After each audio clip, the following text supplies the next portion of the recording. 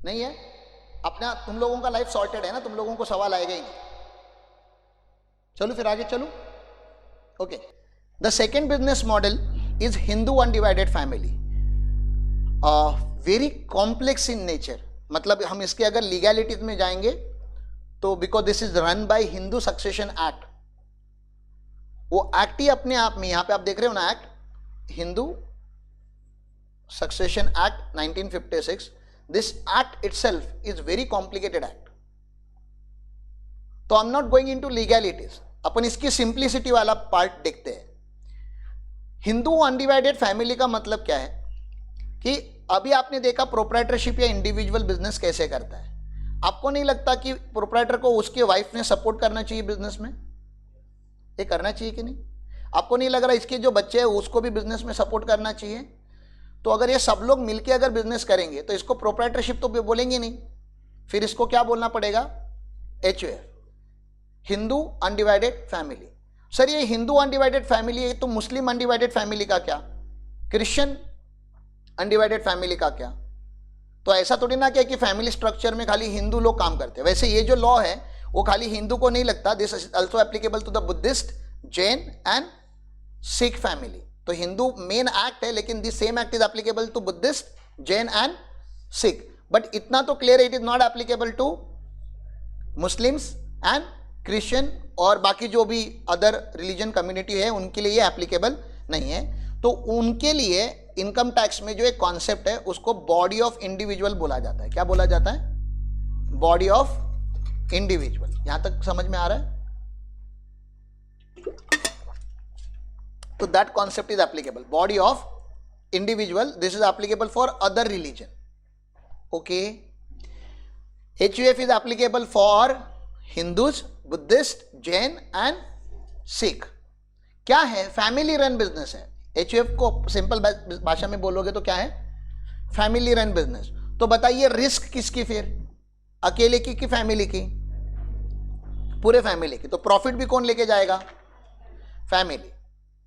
क्या रेशो में? Equal ratio में, सबका इक्वल रेशो।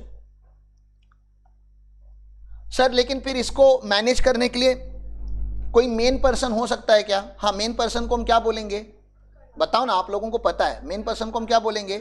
कर्ता। और जो बाकी सारे लोग होंगे उनको क्या बोलते हैं? मेंबर। क्या बोलते हैं? मेंबर। और जो प्रॉपर्टी के हिस्सेदार होते हैं, मतलब अगर फैमिली के मेन पर्सन की डेथ होती है तो प्रॉपर्टी जिन लोगों में डिवाइड होनी है उनको को पार्टनर बोलते हैं। क्या बोलते हैं? को पार्टनर्स। तो सर HUF क्यों बनाया जाता है? HUF बनाना चाहिए कि नहीं बनाना चाहिए? बाकी तो यहां पे फीचर्स वगैरह लिखे हैं लेकिन to start with income tax के एंगल से HUF बनाना चाहिए कि नहीं बनाना चाहिए? तो एक आपको मैं टैक्स प्लानिंग बताता हूं। आपको इतना तो पता है ना कि घर में जितने पैन होते हैं, घर में जितने क्या होते हैं? पैन, उतने असेसी होते हैं। मतलब अगर एक पर्सन प्रोप्राइटर है तो इसको मान लेते 3 लाख का टैक्स नहीं लगता ना, 3 लाख तक इंडिया में टैक्स नहीं लगता। तो अगर इसने 6 लाख कमाया तो इसको टैक्स लगना चालू हो जाएगा। 9 लाख कमाएगा तो टैक्स लगेगा, 12 लाख कमाएगा तो टैक्स लगेगा। तो आपको एक बता रहा हूँ सिंपल सा टैक्स प्लानिंग, समझ में आ रहा है क्या? एक प्रोप्राइटर है, अपने नाम पे उसने 3 लाख रुपया पार्क किया बिजनेस का, अपनी वाइफ के नाम पे 3 लाख रुपया पार्क किया, अपने बेटे के नाम पे 3 लाख रुपया पार्क किया, अपने दूसरे बेटे के नाम पे 3 लाख पार्क किया, अपने बेटी के नाम पे 3 लाख पार्क किया। ऐसा चलते रहेगा ना तो बिजनेस में प्रॉफिट ग्रो होते रहेगा, तो इसको बच्चे पैदा करते रहने पड़ेंगे। हाँ, अरे समझ रहा है, क्योंकि जितने ज्यादा बच्चे उतने ज्यादा असेसीज, और जितने ज्यादा असेसीज उतना, समझ रहा है, पूरा फैमिली मिला के कितने पे? अगर ये फैमिली में 15 लोग हैं, मान लेते हैं कितने लोग हैं? हाँ, समझ रहे, टोटल मिला के मम्मी पापा सब मिला के कितने लोग हैं? 15 लोग हैं। तो 15 इंटू 3 करूंगा तो कितना होता है? 45 लाख के ऊपर टैक्स नहीं भरेगी फैमिली। हेलो, समझ में आ रहा है आपको? लेते हैं और 3 लाख रुपए ऐड हो गए, 45 लाख का 48 लाख हो गया, तो टैक्स लग जाएगा ना अभी, क्योंकि सारे एग्जॉस्ट हो गए। लेकिन नहीं, इन सबको मिला के हम लोग क्या एक फॉर्म कर सकते हैं? HUF। और HUF को भी वही बेनिफिट है जो इंडिविजुअल को बेनिफिट है इनकम टैक्स में। तो 15 प्लस 1 बोनस, हस्बैंड वाइफ 2 बच्चे, कितने लोग दिख रहे हैं आपको? लेकिन ये 5 है। 4 तो एक्चुअली हो गए, और एक हम क्या बना सकते हैं 4 मिला के, एक सेपरेट लीगल स्टेटस, क्योंकि HUF का पैन अलग होता है। मैंने क्या बोला समझा? और जिसका पैन अलग होता है उसको बेनिफिट इनकम टैक्स में अलग से मिलेगा, उसको GST नंबर मिल सकता है ना, पैन अलग है तो 40 लाख रुपया प्रोप्राइटर का और 40 लाख रुपया HUF का, 80 लाख का बिजनेस कर सकते हैं विदाउट GST। प्लानिंग पॉसिबल है कि नहीं है? तो टैक्स प्लानिंग के लिए लोग क्या करते हैं, HUF बनाते हैं। This is one reason, main reason जो हमें समझ में आता है।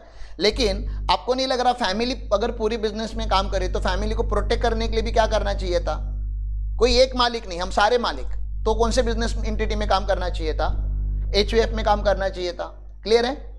समझ में आ रहा है? बस इतना ही है और कुछ नहीं। बाकी फीचर्स फटाफट बोलता हूं आपको, कौन सा वाला ज्यादा डिटेल में जानना है वो बता दीजिए। फैमिली इन्वॉल्वमेंट अच्छा है कि नहीं? अरे आपका फैमिली पूरा इन्वॉल्व है बिजनेस के अंदर। आपने देखा है ऐसे बहुत सारे बिजनेसेस है, सोनार वगैरह के बिजनेस में आपने देखा होगा होल फैमिली, लोहार के बिजनेस में भी होल फैमिली, होटल्स के बिजनेस में खास करके होल फैमिली। मैं तो बोलता हूँ फार्मर का बिजनेस, फार्मर को अगर आप बिजनेस मान लो तो पूरा फार्मर का बिजनेस, फार्मर अकेले थोड़ी ना क्या करता है, होल फैमिली, ठीक है ना। शेयर्ड रिसोर्सेस कैसे होते हैं फिर?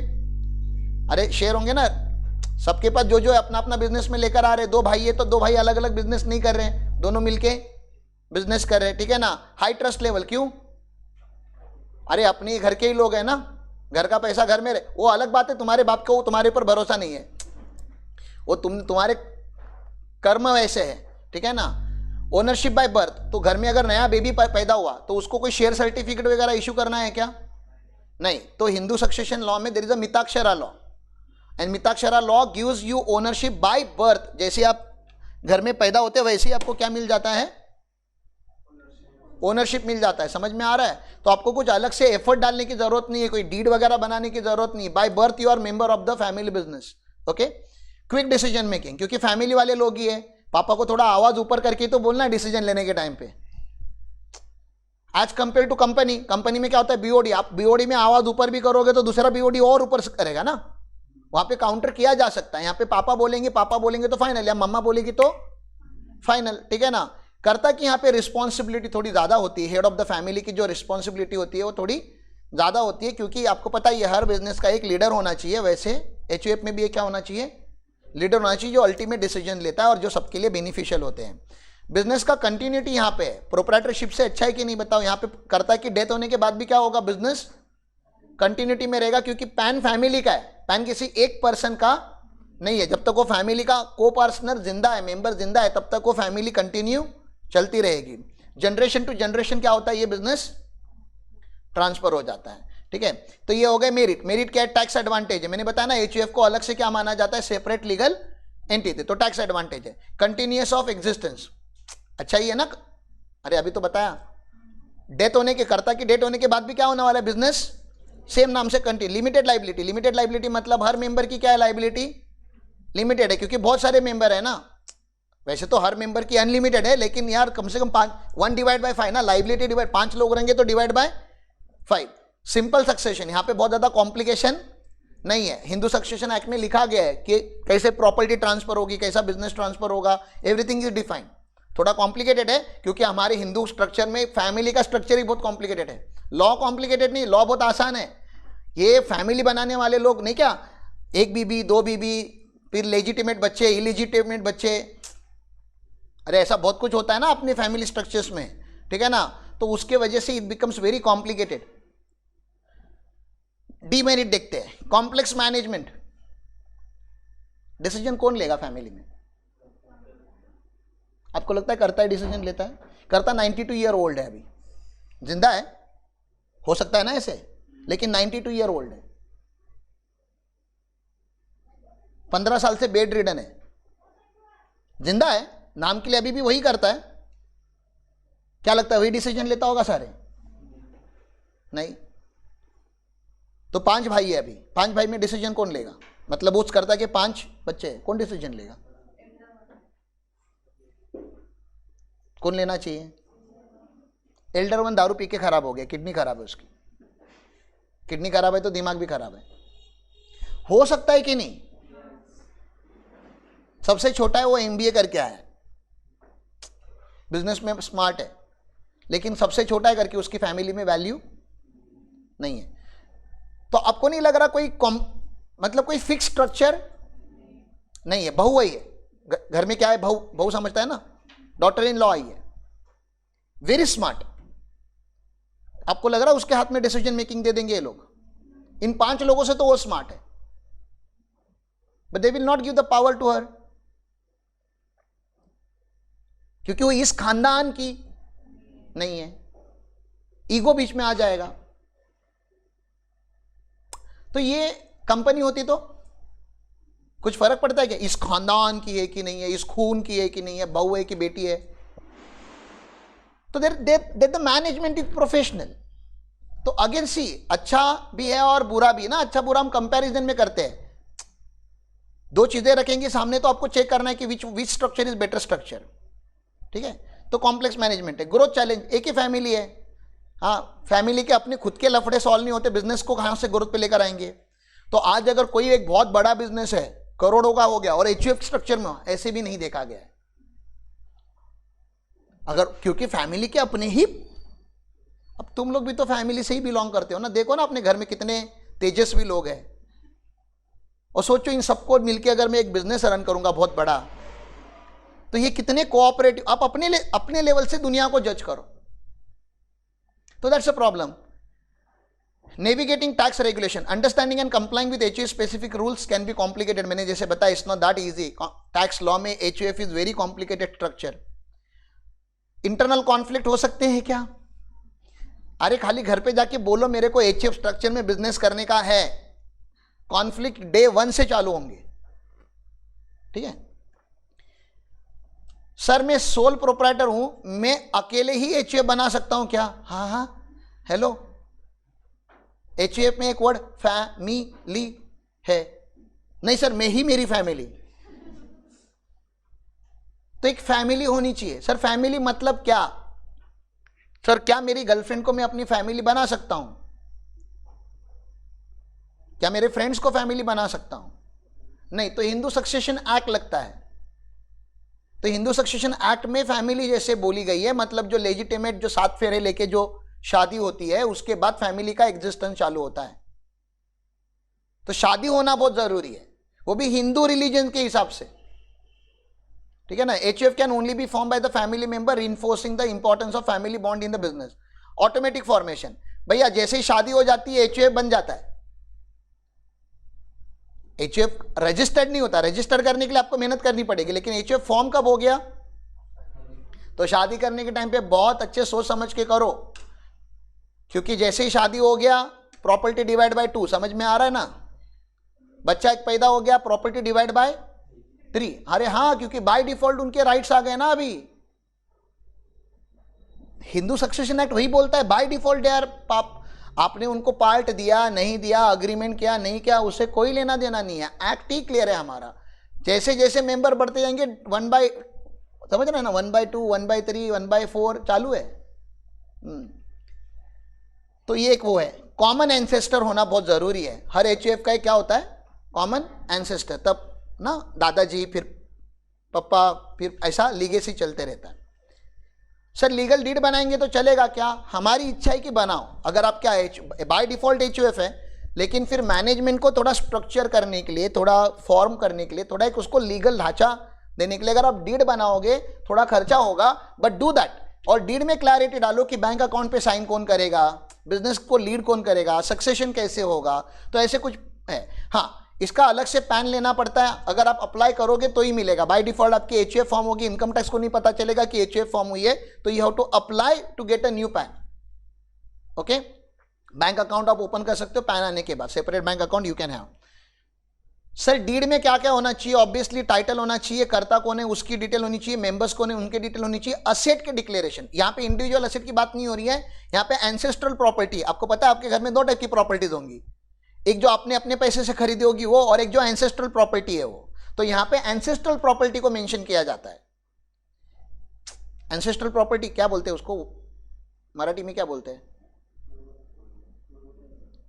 पूर्वज नहीं रे, संपत्ति तो बोलते प्रॉपर्टी को।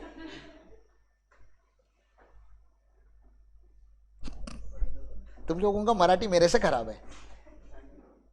एंसेस्टर मतलब समझ रहा है, आपने खरीदा नहीं है, बाप दादा की जो जायदाद है ना, वो जो चलते जा रही है आगे आगे आगे, उसको क्या बोलते हैं? Ancestral property. ओके, उसके ऊपर सबका हक है, पूरे फैमिली का हक है। मैंने अगर अपने पैसे से कुछ बनाया होगा, मैंने अलग से, मेरे मेहनत से मैंने लिया है, और कल अगर हमारे एचएफ का पार्टीशन होगा, बंटवारा होगा, तो क्या मेरी इंडिविजुअल प्रॉपर्टी भी डिवाइड होगी? अरे आप समझ रहे मेरा सवाल क्या है? तो क्या डिवाइड होता है? जो एंसेस्ट्रल प्रॉपर्टी है वो डिवाइड होता है। मैंने अगर अलग से कुछ अगर परचेस किया है तो वो डिवाइड नहीं होता। तो इसलिए डीड में एंसेस्ट्रल प्रॉपर्टी का डिक्लेरेशन होना बहुत जरूरी कि क्या एंसेस्ट्रल है, क्योंकि कल अगर जब डिवाइड होगा, या मतलब फैमिली का जो हक आएगा वो एंसेस्ट्रल प्रॉपर्टी के ऊपर आता है। ओके, कैपिटल कंट्रीब्यूशन अगर होगा, मेंबर्स ने अगर किया होगा तो लिखा होगा तो अच्छा है, डिस्प्यूट नहीं होगा। नहीं तो कल आके कोई भी बोलता है मैंने बिजनेस में 25 लाख लगाए, भाई लगाए तो कहीं पे अग्रीमेंट वगैरह होगा तो अच्छी बात है, अकाउंटिंग होगा तो, होता नहीं है वो अलग बात है। एचयूएफ में कोई अकाउंटिंग, कोई अग्रीमेंट, कोई ये सब डॉक्यूमेंट मेंशन नहीं होता, लेकिन हमने बोला है कि अगर करोगे तो बाबा चलेगा ये, ठीक है ना। मैनेजमेंट रूल्स डिफाइन करने, बैंक अकाउंट कहाँ पे ओपन करना है, बैंक अकाउंट की अथॉरिटी किसके पास होनी चाहिए वो आपको लिखना है। बिजनेस एक्टिविटीज क्या होंगे, इनकम डिस्ट्रीब्यूशन जब होगा एचयूएफ में तो कैसे होगा, rights and duties and dissolution जब होगा, ये जब बंद होगा तो कैसे होना चाहिए, अमेंडमेंट कैसे होगा, signature, date of execution. Sir HUF के टैक्स के रेट जो होते हैं ना, एचयूएफ का taxation is as good as individual का टैक्सेशन। तो आपको अगर इंडिविजुअल का टैक्सेशन आ जाएगा तो एचयूएफ का टैक्सेशन बाय डिफॉल्ट आपको आ जाएगा। कुछ एक्सेप्शन है वो आप पढ़ लेना। एचयूएफ में किसी को डाउट है तो प्लीज पूछो। तू टेंशन मत ले, इतना क्या टेंशन ले रहा है, तेरा कुछ डिवाइड नहीं होने वाला, ठीक है ना। पहले शादी विधि तो कर, टेंशन ले रहा है एकदम। हाँ, equal share. Hindu Succession Act you have to go through. Every member has a equal share. Now when I say equal share, there is a lot of complexity. Equal share मतलब grandfather died, he had 3 sons and 1 daughter. 3 sons, 1 daughter. After 2005, daughter has equal right. So father's property will be divided into 1/4, 1/4, 1/4. Now imagine one brother has died and he has 2 sons. Now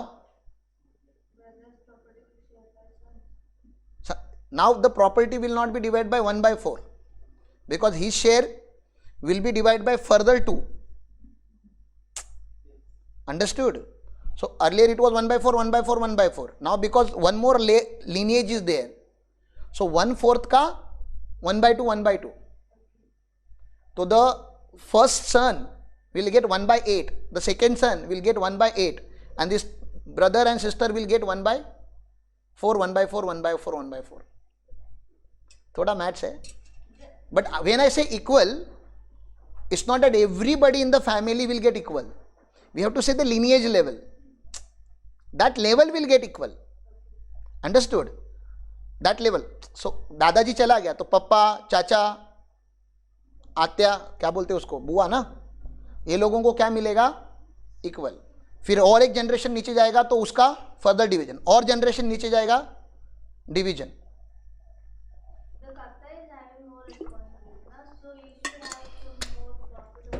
no, not needed. Karta can get extra salary. You can pay remuneration to Karta, which is allowed in HUF. Karta is taking more responsibility. He is the leader of the family. He is taking more decisions. He has to involve. Somebody has to take the lead. He is not doing for self. He is doing for the family. That's the reason we call him Karta. So property के में he has equal right, but remuneration wise he can charge more. Any other thing? Yes, yes.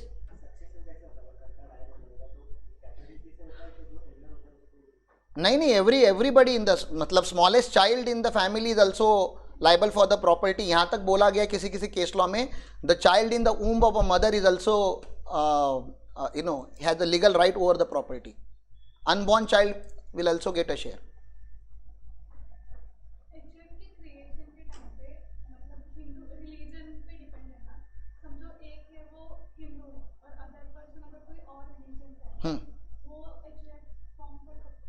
हाँ कर सकते हैं, they can form, हाँ कोई भी कर सकते हैं। हाँ आइडियली जो मेल होता है, मेल डोमिनेंस सोसाइटी हमारी इंडिया की, तो मेल का जो रिलीजन होता है वो एडॉप्ट होता है, but they can decide that which succession they wanted to continue.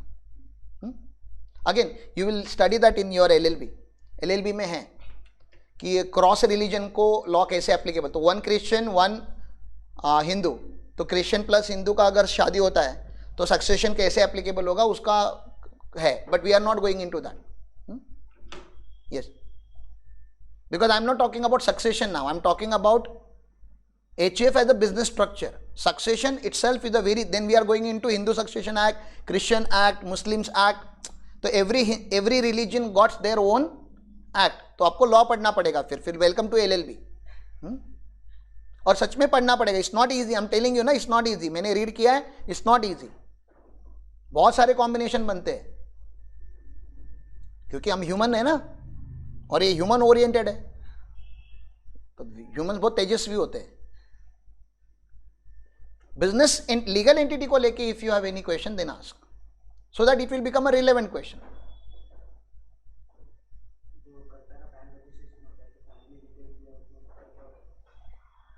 कर्ता का पैन रजिस्टर नहीं होता, HUF का होता है. तो मैं राम पाटिल हूं ना, तो मेरा नाम राम पाटिल HUF से रजिस्टर्ड होगा मेरा HUF.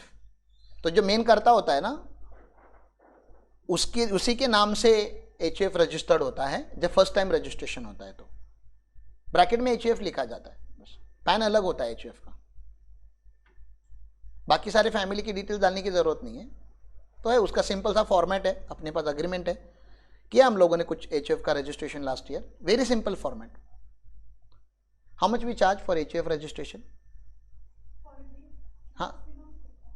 हाँ 3-4 हज़ार रुपये में हो जाता है. तो it's not very expensive to registered HUF in India as compare to company जहाँ पे 20-25 हज़ार से रेट स्टार्ट होते हैं.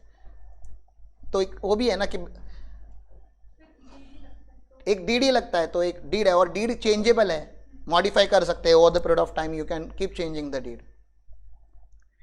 प्रोप्राइटर के बिजनेस में और HUF के बिजनेस में ये भी बहुत बड़ा एक चैलेंजिंग पॉइंट है ना कि उनका सक्सेशन क्लियर नहीं होता. एंड देन आपको पता है डिस्प्यूट कितने होते हैं आगे जाके. तो आई ऑलवेज सजेस्ट कि अगर कोई मेरा क्लाइंट है जो प्रोप्राइटर है, या आप लोगों का कोई क्लाइंट है जो प्रोप्राइटर या आप HUF में रन कर रहा है, please do their succession planning.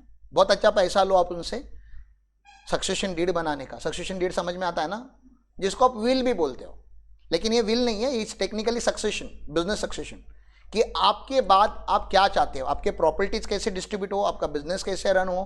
क्योंकि जिसने बनाया उसका राइट है ना ये बोलने की. जिसने बिजनेस स्क्रैच से बनाया, जिसने जीरो से बनाया, उसके हाथ में है कि मेरा बिजनेस मेरे जाने के बाद कैसे रन होगा. और ये लिखा हुआ बहुत जरूरी है, नहीं तो इतने डिस्प्यूट होते हैं कि वो बिजनेस बंद हो जाता है.